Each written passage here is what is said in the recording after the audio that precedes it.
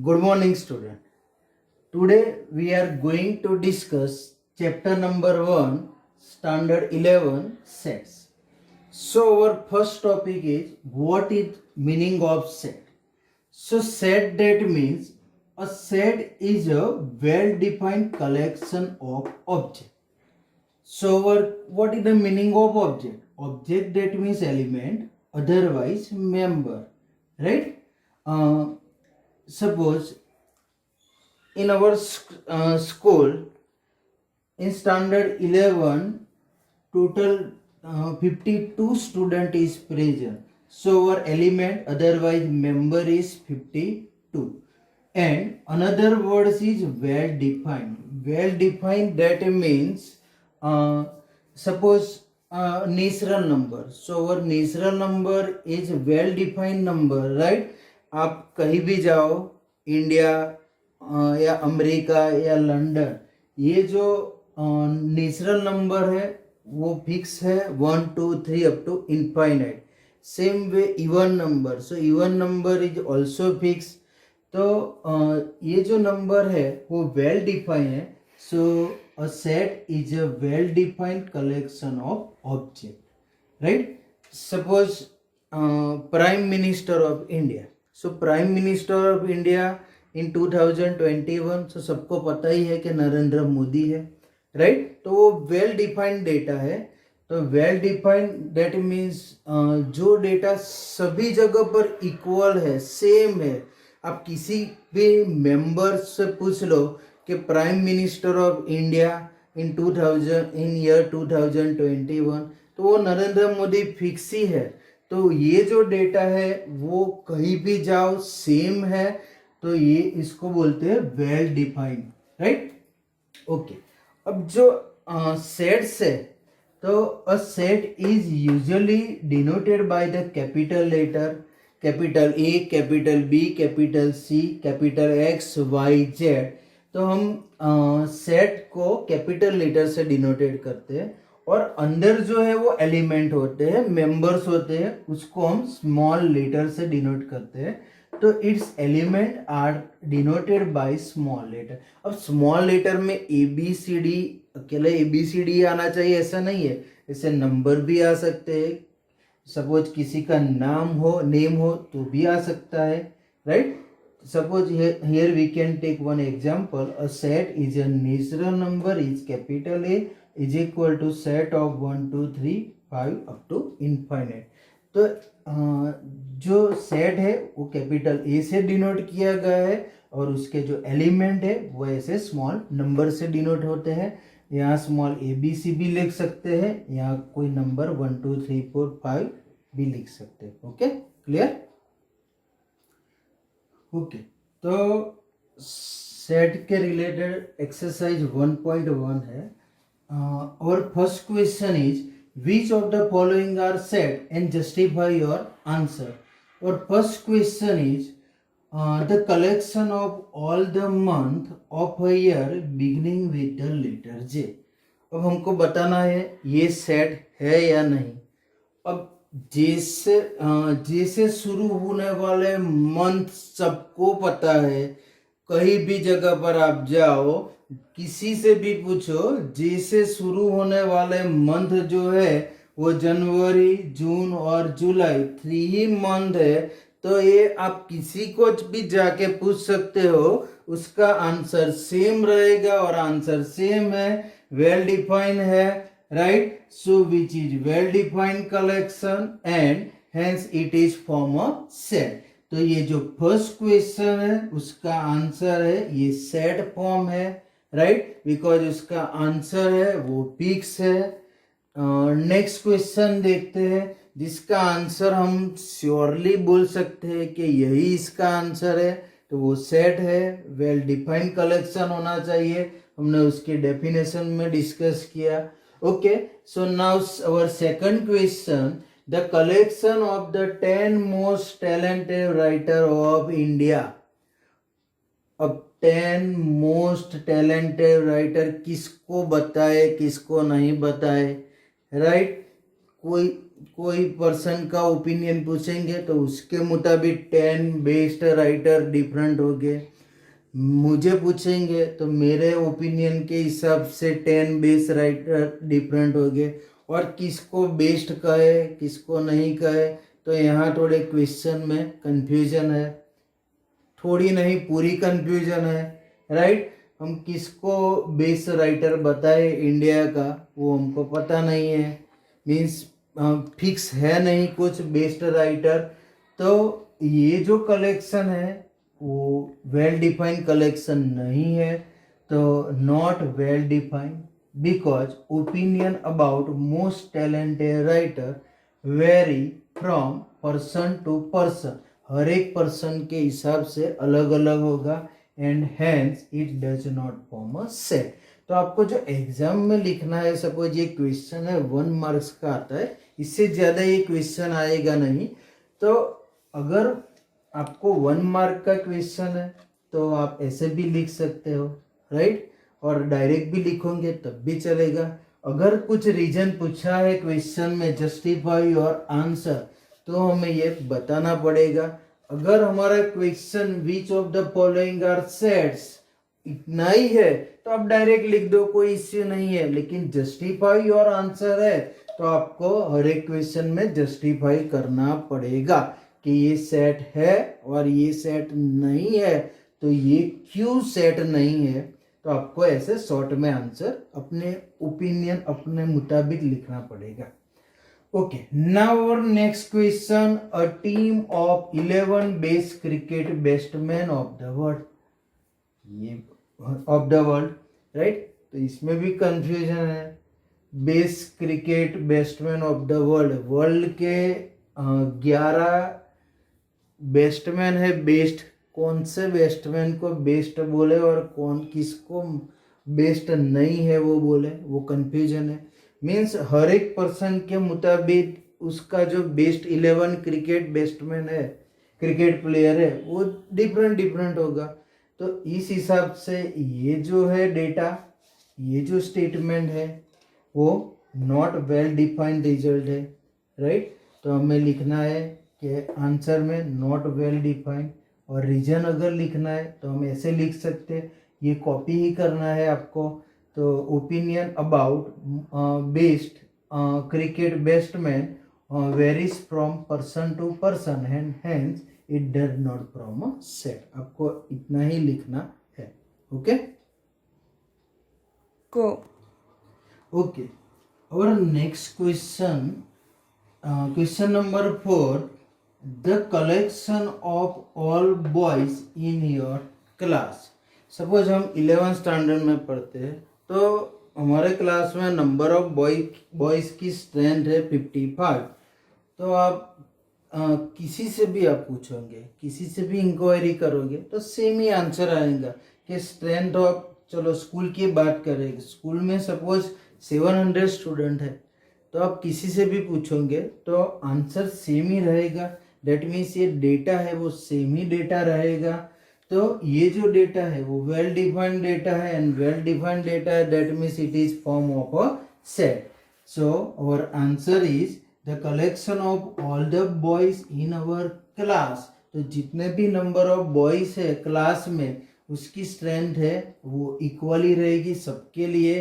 किसी से भी आप पूछ सकते हो, आंसर सेम रहेगा, एंड आंसर सेम है, वेल डिफाइंड है, राइट। तो ये जो डेटा है वेल डिफाइंड है and hence it is form a set. Okay, now our next question, question number 5, the collection of all natural number less than 100, and we know that natural number, which number are natural number, तो 1 2 3 up to infinite number are natural number, but our question is the collection of all the natural number less than 100। तो 100 से less जो natural number है, आप किसी बच्चे से पूछ सकते हैं, कोई किसी से भी पूछेंगे तो उसका आंसर सेम ही रहेगा, 1 2 3 अप टू 99। ये लेस देन इक्वालिटी नहीं है, स्ट्रिक्टली लेस देन है, लेस देन 100, डेट मीन्स हमें 100 से जो लेस है नेचुरल नंबर उसका आंसर लिखना है। तो वो है 1 2 3 अप टू 99, इसमें 100 इंक्लूड नहीं होगा, तो सबका आंसर एक ही रहेगा। तो ये जो डेटा है वो वेल डिफाइंड डेटा है, एंड वेल डिफाइंड डेटा है, that means it is from a set. Clear? Okay, now next question पे चलते हैं। Our next question, question number 6, a collection of novels written by the writer Munshi Premchand. अब ये मुंशी प्रेमचंद जी जो writer है, उन्होंने जितने भी नॉवेल्स रिटर्न किए, वो सपोज 100 नॉवेल्स रिटर्न किए एज फॉर एग्जाम्पल, या 1000 किए, उसका एक पर्टिकुलर नंबर रहेगा, राइट। सपोज 500 नॉवेल्स उन्होंने रिटर्न किए, तो सबका आंसर हम जब डेटा निकालेंगे उसका, तो सबका उसका जो डेटा है अथवा उसका कलेक्शन है सबके लिए सेम ही होगा। अगर सपोज मुझे वैसे तो पता नहीं है कि मुंशी प्रेमचंद जी ने कितनी नॉवेल्स रिटर्न किए, लेकिन मैं जब इंक्वायरी करूँगा तो उसका डेटा जो रहेगा वो कोई और जाके भी इंक्वायरी करेगा, तो उसका डेटा और मेरा डेटा कैसा रहेगा, सेम रहेगा। तो ये जो कलेक्शन है वो भी वेल डिफाइंड कलेक्शन होगा, and hence it form a set. Clear? Next question पे चलते हैं। तो next question is the collection of all even integer. Even integer here positive and negative कुछ मेंशन नहीं किया है, सिर्फ इवन इंटीजर मेंशन किया है। अब इवन इंटीजर तो वैसे माइनस इन्फिनेटिव, तो इन्फिनेटिव के बीच में जो इवन इंटीजर है तो वो है यहाँ, तो हमने डॉट डॉट डॉट लिखा है, बिटवीन में थोड़े नंबर लिखे, इवन नंबर -4 -2 0 2 4, आगे जाके 6 8 10 12, ऐसे लेफ्ट साइड में जाएंगे तो -6 -8 -10 अप टू इनफाइनाइट तक जाएगा। बट आप किसी से भी किसी पर्सन से जाके पूछेंगे तो ये जो आंसर है उसका सेम रहेगा, इवन नंबर सेम ही रहेगा, वो है इनफाइनाइट फॉर्म में, बिकॉज यहाँ एंडलेस टर्म प्रेजेंट रहेगी, बट उसका जो आंसर है वो तो सेम ही रहेगा, राइट। यहाँ हमारा क्वेश्चन फाइनाइट और इनफाइनाइट नहीं है, हमारा क्वेश्चन है कि ये सेट है या नहीं, और सेट हम किसे मान रहे हैं कि जो डेटा जो कलेक्शन है वो वेल डिफाइन होना चाहिए। वेल डिफाइन दैट मीन्स उसका आंसर सबके लिए बराबर होना चाहिए, इक्वल होना चाहिए। तो ये जो डेटा है वो वेल डिफाइंड डेटा है, and hence it is form a set. Okay, clear? तो हमारा नेक्स्ट क्वेश्चन है the collection, question number 8, the collection of question in this chapter. वैसे तो इस चैप्टर में क्वेश्चन बहुत सारे होंगे, तो हमको पता है, काउंट करें तो हम गिन सकते हैं। सपोज मैंने 10 स्टूडेंट को ऐसा वर्क करने को दिया, तो सबके आंसर कैसे रहेंगे कि suppose collection of the question of this chapter, ये चैप्टर है सपोज चैप्टर नंबर 1, उसमें अप्रोक्सीमेटली 65 क्वेश्चन है, तो सबका आंसर कैसा रहेगा, इक्वली रहेगा, राइट। तो ये जो डेटा है कैसा रहेगा, well defined data, and well defined data है तो it is form a set. तो आई थिंक आपको ऑलमोस्ट क्लियर हो गया होगा ये टॉपिक कि ये किस सेंटेंस है उसको सेट बोला जाता है और किसको सेट नहीं है। चलो नेक्स्ट लास्ट क्वेश्चन देखते हैं, क्वेश्चन नंबर 1 का। तो a collection of most dangerous animal of the world. Most dangerous animals person to person कैसे रहेंगे, डिफरेंट रहेंगे।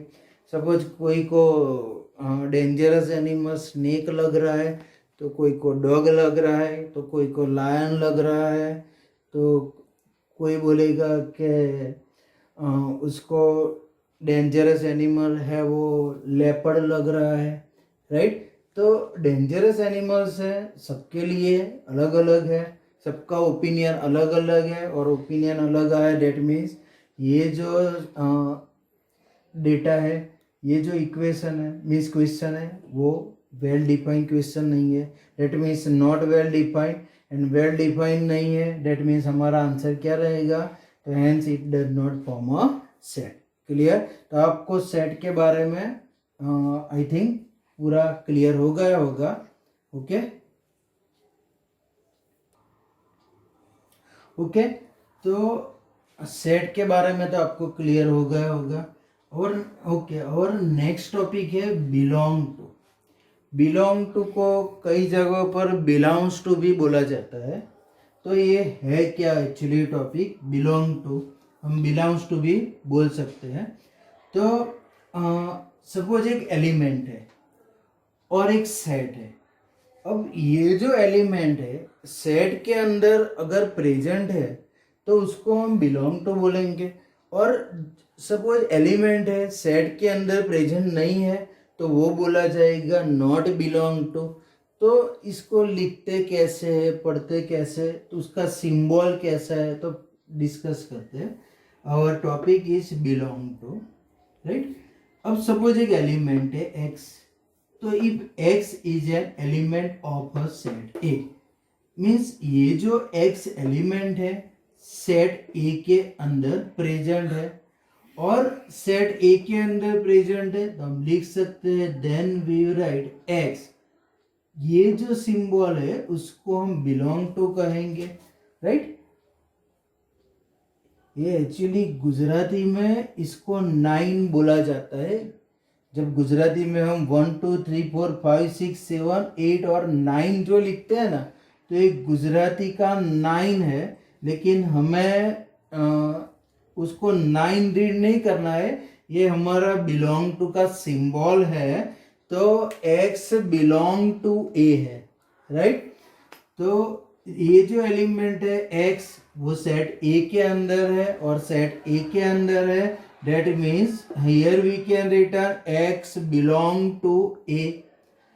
अब सपोज कोई एलिमेंट है और सेट a के अंदर नहीं है तो कैसे लिखा जाता है.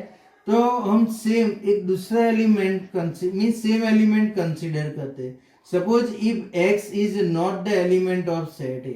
अगर एक x एलिमेंट है और सेट a के अंदर नहीं है, हाँ, इसका ये एग्जाम्पल और ये एग्जाम्पल का कोई रिलेशन नहीं है. आप ऐसा सोचिए कि अभी सर ने सेट ए के अंदर एलिमेंट लिया, नेक्स्ट स्टेप में सेट ए के अंदर एलिमेंट नहीं लिया. अगर आपको कंफ्यूजन है तो यहाँ हम एलिमेंट चेंज कर देते हैं. चलो एक्स की जगह पर यहाँ वाई कंसीडर कर देते हैं. सेम वे यहाँ भी हम वाई कंसीडर कर देते हैं, ठीक है.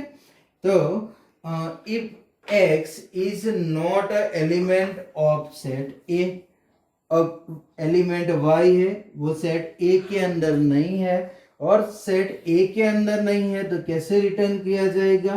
तो हम बोल तो सकते हैं कि element of y not belong to A, but उसको लिखा कैसे जाएगा सिंबॉलिकली. तो हम ऐसे लिख सकते हैं y not belong to A. ये जो सिंबल है ना, सेम सिंबल लिखना है और उसको ऐसे कट करना है, इसको ऊपर से ऐसे कट कर देना है. उसका मीनिंग हुआ कि not belong to A. That means उसका मीनिंग हो जाए कि ये एलिमेंट है ये सेट ए के अंदर नहीं है.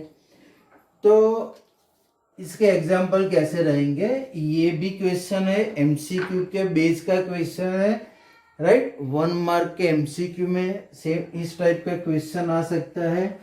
तो suppose here we can take one example. Set A is equal to suppose 4 element is present, set of 1 2 5 and 7. Okay, now our question is then 5 blank A. अब ये 5 है, एलिमेंट 5 है, वो सेट A के अंदर प्रेजेंट है और element 5 set A के नंबर अंदर प्रेजेंट है. दैट मीन्स हम लिखेंगे बिलोंग्स टू A. क्लियर. अगर कोई एलिमेंट सेट के अंदर नहीं है तो कैसे लिख सकते हैं नॉट बिलोंग टू ए. तो नेक्स्ट है सपोज 3 है, एलिमेंट 3 ब्लैंक ए. अब सेट ए के अंदर एलिमेंट 3 है वो प्रेजेंट नहीं है, प्रेजेंट नहीं है. दैट मीन्स एलिमेंट 3 है वो सेट ए का हिस्सा नहीं है और हिस्सा नहीं है. दैट मीन्स हम लिखेंगे not belong to A.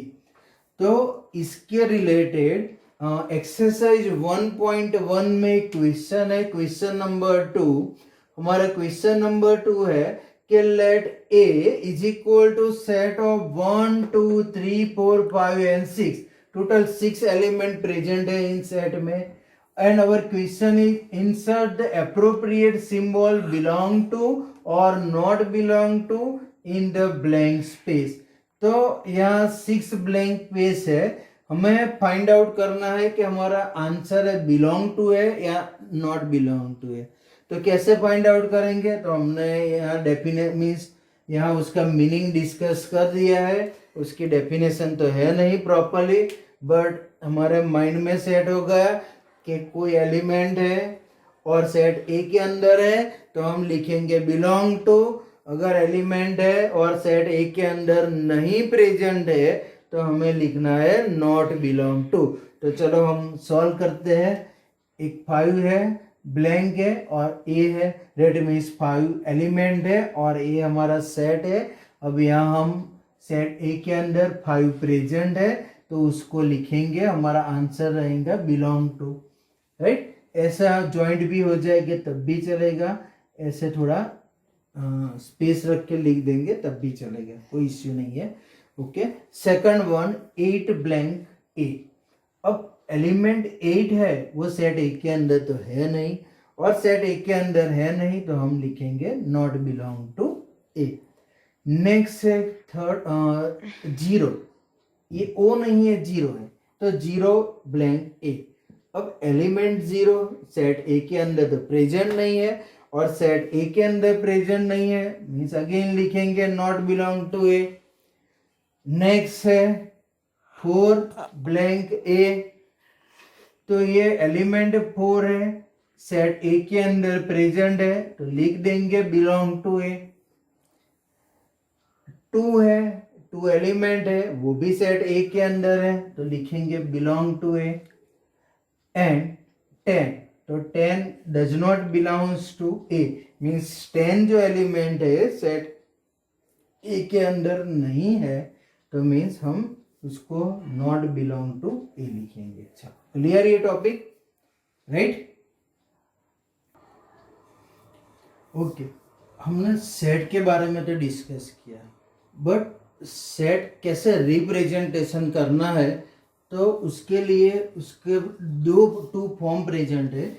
Our topic is representation of set. तो सेट के 2 फॉर्म है, फर्स्ट फॉर्म है रोस्टर और टेब्यूलर फॉर्म। अब ये नाम सुन के रोस्टर फॉर्म क्या होगा, टेब्यूलर फॉर्म क्या होगा, आपने ऑलरेडी ये फॉर्म में वर्क तो किया ही है, लेकिन ये क्या है आपको पता नहीं है। और सेकंड वन है सेट बिल्डर फॉर्म, राइट। इसमें कुछ कॉम्प्लिकेटेड नहीं, एकदम सिंपल सा टॉपिक है। Roster form that means roster form और टेब्यूलर फॉर्म भी उसको बोला जाता है। All the object that means member of a set are listed and they are separated by comma. जितने भी एलिमेंट है, जितने भी मेंबर है उसको कॉमा से सेपरेट कर दो। एनक्लोज विथ ब्रैकेट, ब्रैकेट के अंदर डाल दो, राइट। ये जो सेट वाला ब्रैकेट है ये सेट का सिंबल है। जितने भी एलिमेंट है, जितने भी मेंबर है वेल डिफाइन है, मीन्स डिफाइन किए हुए जो एलिमेंट है उसको सेट के अंदर डाल दो। Each and every element separated by the comma. And एक और कंडीशन है, एक भी एलिमेंट इसमें रिपीट होना चाहिए नहीं, राइट। तो as for example A is equal to set of, ये देखो इसके जो 3-4 पॉइंट है, पॉइंट कैसे यहाँ हम यूज करते हैं। ये सपोज 2 एलिमेंट है 1 and 2, तो 2 and 3, 3 and 4, तो सारे एलिमेंट के बिटवीन में हमने एक सिंबल लगा रखा है कॉमा का, तो सारे एलिमेंट को कॉमा से हम सेपरेट करेंगे, एक भी एलिमेंट इसमें रिपीट नहीं होगा और सारे एलिमेंट है वो सेट के अंदर हो जाएंगे। और जो लास्ट वाला एलिमेंट है उसमें कुछ भी नहीं रिटर्न करना है, यहाँ कॉमा भी नहीं रिटर्न करना है या डॉट भी रिटर्न नहीं करना है, ठीक है। तो जो रोस्टर फॉर्म है ऑलरेडी हम यूज कर चुके हैं, तो ये जो फॉर्मेट है वो रोस्टर फॉर्म का फॉर्मेट है। तो सेट बिल्डर फॉर्म को कैसे रिप्रेजेंटेशन करेंगे, तो सेट बिल्डर फॉर्म में ऑल द ऑब्जेक्ट, आप डेफिनेशन पे मत जाओ, आपको इतना ही याद रखना है, मेन 3 चीज याद रखनी है कि रोस्टर फॉर्म में सारे एलिमेंट को सेट के अंदर रखना है, सारे एलिमेंट को कॉमा से सेपरेट करना है, कोई भी नंबर है वो रिपीट नहीं होना चाहिए। तो सेट बिल्डर फॉर्म में क्या याद रखना है, तो all the object of set possess a single common property which is not possess by any element outside the set. Means आपको इतना याद रखना है कि हमको सेट बिल्डर फॉर्म में कैसे रिप्रेजेंट करना है, ये सब आप भूल जाओ। सेट बिल्डर फॉर्म में एक्स, इसको कॉलम बोलते हैं, ऐसे जो कॉलन कॉलन बोलते हैं, ठीक है। तो ये जो डॉट फ्रॉम भी हम बोलते हैं वैसे तो x from, x is a vowels of English alphabet. तो हम जो ऐसे सेट के लिखते हैं वो जो फॉर्म है वो सेट बिल्डर फॉर्म है, ठीक है। तो रोस्टर फॉर्म दैट मीन्स ये जो हुआ अपना रोस्टर फॉर्म हो गया, और सेट बिल्डर फॉर्म तो ये जो फॉर्म है वो सेट बिल्डर फॉर्म हो गया, ठीक है। तो आपको फॉर्म याद रखने हैं, इसके ये जो पॉइंट है वो आप याद नहीं रखोगे तब भी चलेगा। अब आज के वीडियो में हम इतना ही देखते हैं आज के टॉपिक में। अब इसके रिलेटेड जो आगे का टॉपिक है हम नेक्स्ट वीडियो में देखेंगे। ओके, चलो, ओके, बाय।